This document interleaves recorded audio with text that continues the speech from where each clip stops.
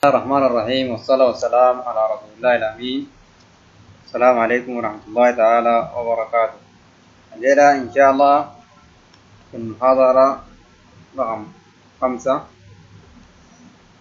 في دورتنا لغة الجافا لاستخدام المشاريع. الليلة إن شاء الله هنعرف كيف نتعامل مع الداتابيس، ننشئ داتابيس. أنا طبعا هستخدم MySQL يا شباب. من هنا هعمل كوبي للداتابيس نيم. طبعا هنا نستخدم الإكزام يا شباب، اللي هو الإكزام. عملت له بعت له MySQL، عملت له open، بخش في الإكزام هنا الداتابيس. من هنا أعمل نيو أي داتابيس، إذا كانت أوراكل أو SQLite أو أي شيء هتمشي معانا.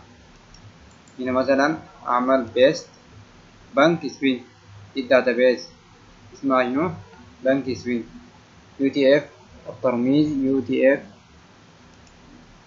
وأعمل كرييت.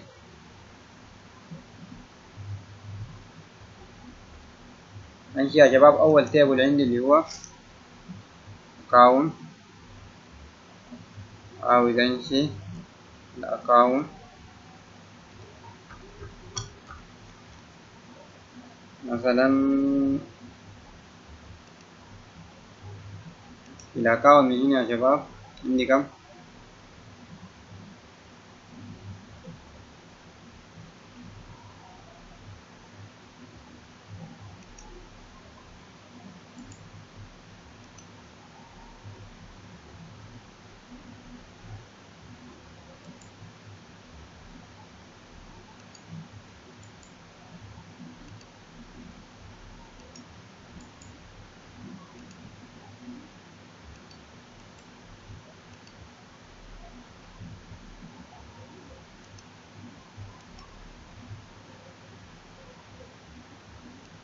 عندي ليبل خالد، أضيف ليبل نسيناه مرة من المحاضرة السابقة، أضيفه الآن.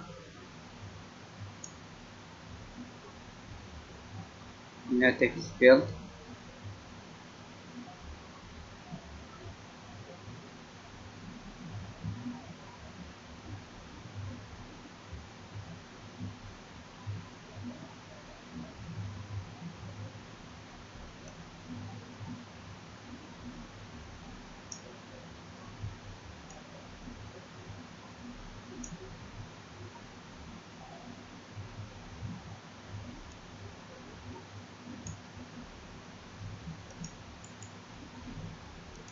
هنا مثلا المبلغ،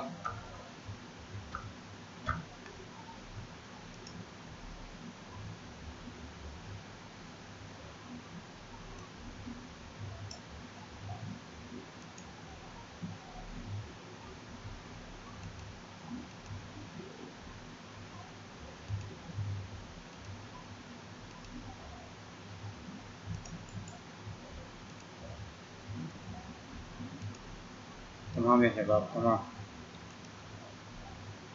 احنا قلنا شنو يا شباب؟ هنجي الداتابيس دي، هيكون عندي رقم الحساب والMICR والBIN. عندي الداتابيس هيكون عندي كم؟ أول حاجة 1 2 3 4 كاونت تايب 5 6 7 8 9 10 11 12 13. يعني عندي كم؟ 13 كولوم في الأكاونت.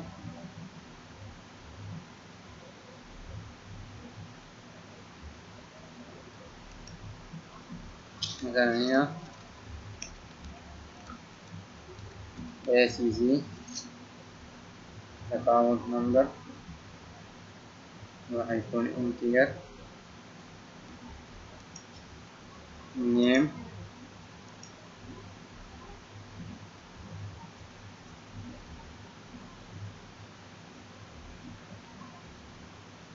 طيب DOB تاريخ الميلاد يا شباب، تاريخ الميلاد.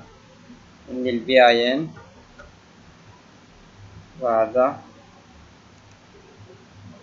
الأكاونت تايب، نوع الحساب أكاونت تايب، nationality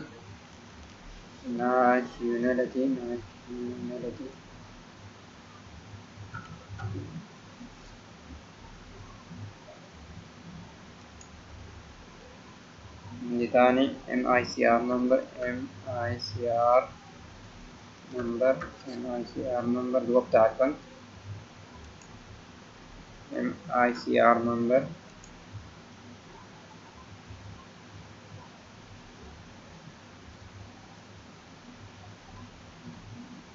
هنا عندي الجندر،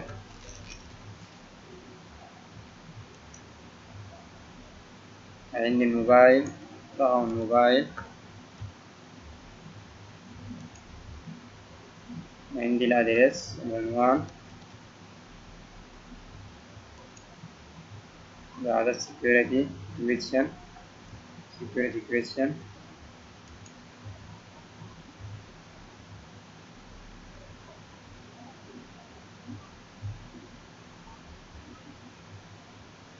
آخر حاجة اللي هي بالانس، المبلغ بالانس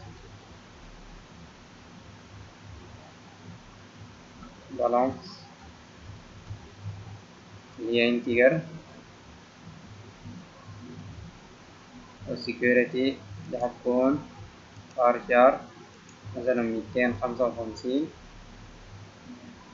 الأدرس بارشار 255، الموبايل أخليها نمبر، والجندر أخليها بارشار مثلا 255، MICR نمبر اللي هو هيكون نمبر خليها انتجر زي ما هي، والناشوناليتي بارشار مثلا 255، والأكاونت تايب دي هتكون برضو بارشار 255، الBIN هخليها نمبر، تاريخ الميلاد DOB اللي هو برضو هتكون بارشار 255. طيب النيم هتكون بارشار مثلا 255، وآخر حاجة اللي هي الأكاونت نمبر أكاونت هيعمل شنو؟ أعمل سيف لأول تيبل عندي،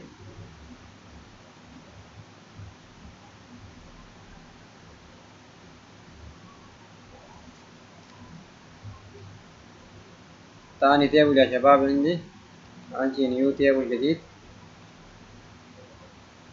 نيو تيبل أسمي التيبل هذا أسميه البالانسز اللي هو الرصيد بالانسز. محتاج لإيش؟ محتاج فيه الأكاونت ومحتاج أول حاجة للنيم، ثاني محتاج الأكاونت،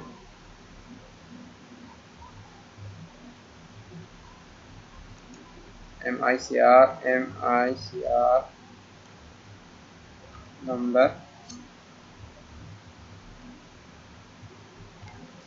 رابع حاجة محتاج للبالانس.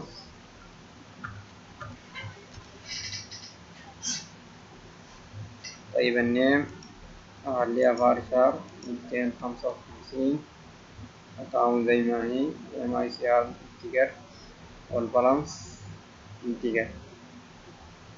أجي أعمل سيف.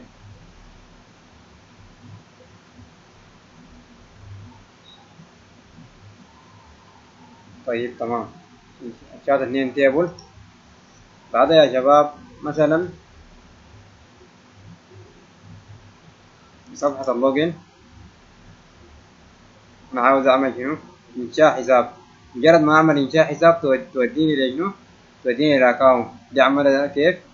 هاجي أعمل دبل كليك من هنا، ضغطت عليها دبل كليك، أعمل شنو؟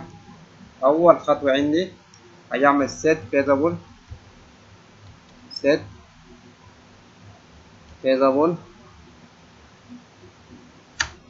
للفريم ده set feasible، وأقول له false.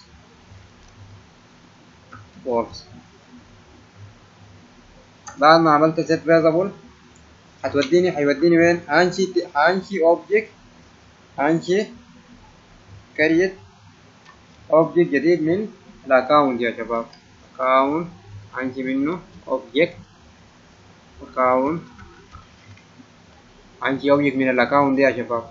انشأت منه object مثلا على اسميه اي اسم يخطر في بالي، مثلا AC يساوي لي new account.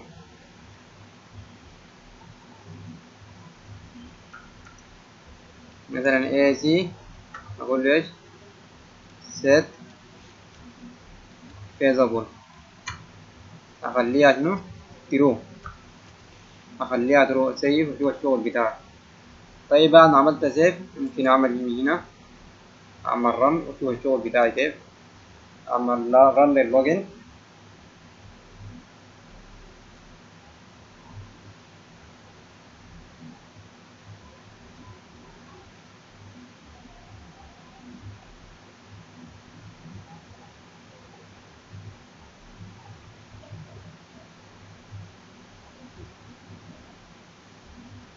تمام يا شباب، انا مجرد ما اعمل انشاء حساب المفروض توديني شنو؟ توديني لصفحة جديدة اللي هي انشي صفحة جديدة. تمام، اذا ودتني لصفحة التسجيل. صفحة التسجيل دي بعد ذلك نشوف على تفنن نشوف الصفحة دي. قبل ما اكمل المحاضرة دي هعمل حاجة يا شباب، هعمل لودينج، هعمل نيو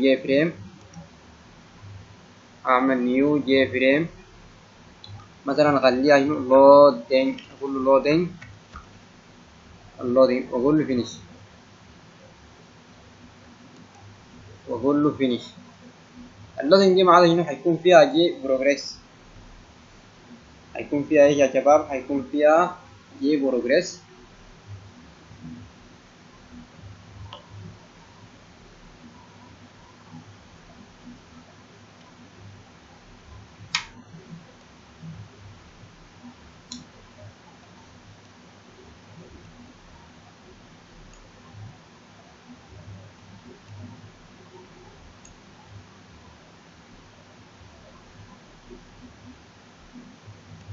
هيكون بروجريس بار من هنا يا شباب. البروجريس دي من هنا يمكن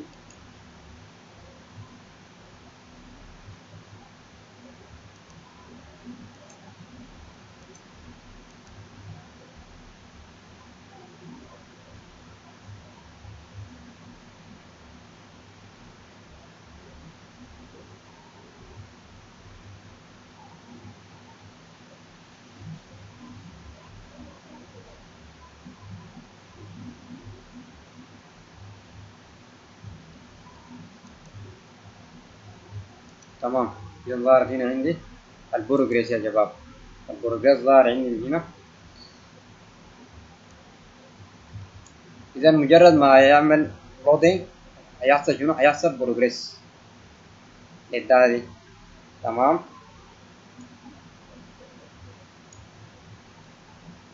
قبل ما أكمل يا شباب، برضه عندي حاجة مهمة شوفها واحدة واحدة. أنشي كونكشن،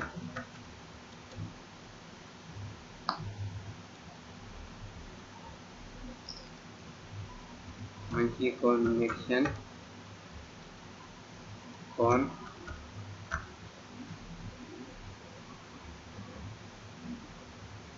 يعمل لها import. بعد ما عملت كونكشن أعمل تاني بريبير ستيتمنت. أعمل تاني هنا يا شباب بريبير ستيتمنت،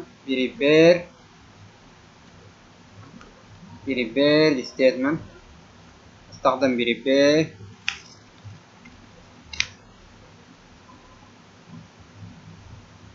ستيتمنت. دي كلها هنستخدمها في المحاضرة الجاية إن شاء الله. BST. تاني عندي result set، result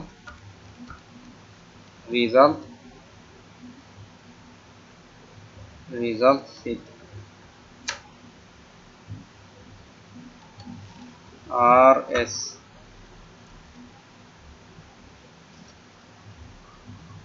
بعدها يا شباب هعمل شنو؟ هنشي أكريت. طبعا عملت الريمبوت من هنا يا شباب، جافا SQL connection، جافا SQL prepared statement، وريزلت سيت. عملت لهم 3 حاجات. بعدها آخر حاجة هنشي شنو؟ هنشي منه object. من أنا الداتابيس موجودة وين يا شباب؟ موجودة في connection. عمل لها استدعاء من هنا، عمل لها call connection. اسمها شنو؟ داتا اسمها في الكلاس connection جافا DB. تمام. داخله في شنو يا شباب؟ داخله في مسود اسمها connect DB. اعمل لها كول. الكونكت دي ما ممكن لانها ستاتيك. لو عاوز اعمل لها كول هعمل لها كول من الكلاس مباشرة. اما لو بقت غير ستاتيك هنشي من الكلاس ده شنو؟ هنشي منه اوبجكت. انا لو عايزة لو ما كانت ستاتيك، ما حيتم الاستدعاء مباشرة من داخل الكلاس. هنشي اوبجيكت وهنشي منها كم حاجة كده. لكن هنا الآن عملتها ستاتيك. مجرد ما ستاتيك الاستدعاء هيتم مباشرة من الكلاس، كونكشن. هنشي ادخل اسم الكلاس دوت كونكت دي بي. تمام. اذا كده انا عملت اوبجيكت من الكونكشن. تمام. وسيب. ان شاء الله المحاضرة كده ما عندنا حاجة. نشوفكم المحاضرة القادمة ان شاء الله. ما عندنا شيء تاني. المحاضرة دي ان شاء الله نشوفكم المحاضرة القادمة. السلام عليكم ورحمة الله تعالى وبركاته.